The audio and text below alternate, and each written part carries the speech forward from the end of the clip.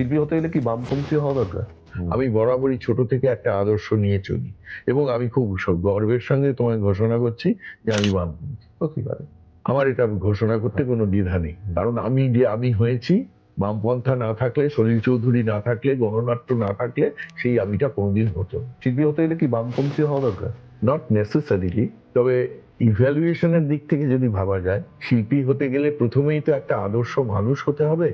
তা না হলে তোমার এই শিল্পী জীবনের সঙ্গে নানা রকম ঘটনা যুক্ত হয়ে থাকবে, যেগুলো তোমাকে মাঝে মাঝে হাত ধরে টেনেও নেওয়া পারে। রূপঙ্করকে দেখো, রূপঙ্কর এত ভালো শিল্পী, কিন্তু রূপঙ্কর একটা বম্বের শিল্পীর সম্বন্ধে এমন একটা খারাপ মন্তব্য করলো এবং সেদিনকে এই ছেলেটা মারা গেল। তারপরে রূপঙ্করকে সবাই রিগ্রেট করে দিল, জিঙ্গিস থেকে আরম্ভ করে সবাই, যারা যারা গান ওকে দিয়ে গাওয়াচ্ছিল তারা ওকে প্রোগ্রাম দেয়নি।